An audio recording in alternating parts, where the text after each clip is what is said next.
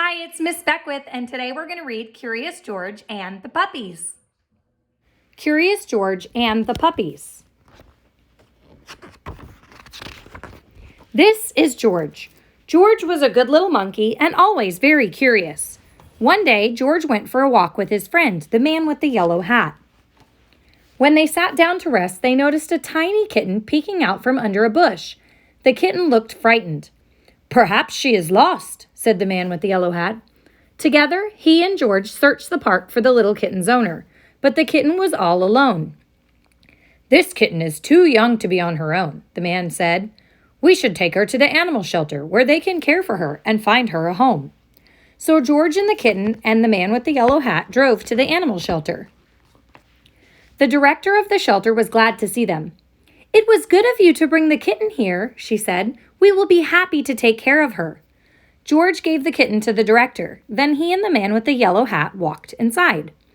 "Come in," the director said, "but watch where you step. We have a large litter of puppies and one has gotten out of his cage. We're still looking for him, so please be careful." She closed the door quickly behind them. George had never been to an animal shelter before. Animals of all kinds were being cared for here.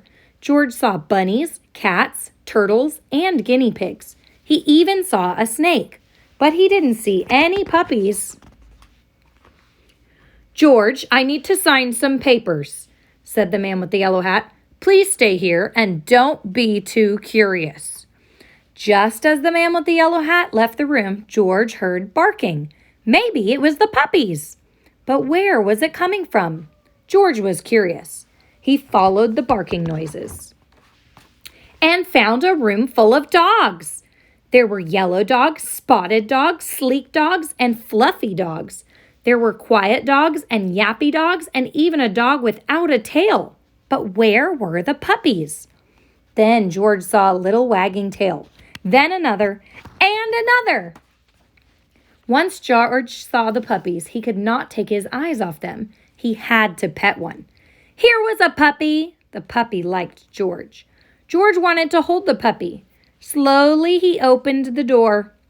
But before George could even reach the puppy, the mother dog pushed the door open and was off like a shot. George tried to close the door after her, but the puppies were too fast. There was nothing George could do.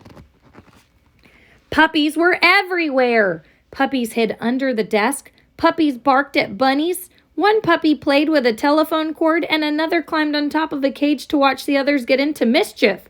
Soon all the dogs were barking. The cats were meowing, and the bunnies rustled to the corner of their cage. "Oh no!" cried the director as she and the man with the yellow hat rushed into the room. "Now all the puppies are out!" The man with the yellow hat helped the director gather up the puppies and put them safely back in their cage. Soon all the puppies settled down and were quiet, except for one, who was still barking. It was the mother dog. What was she barking at? There was nothing here but a door. There must be something on the other side, thought George. He opened the door. It was the missing puppy. Everyone was happy to finally find the puppy. The director scooped him up and said, "George, you certainly caused a ruckus. But if you hadn't let the puppies out, we might still be searching for this little one." Then she gave the puppies and their mother a snack. "These puppies are now big enough to go live with families who will take care of them," she said. "Do you want to take one home with you, George?" George did.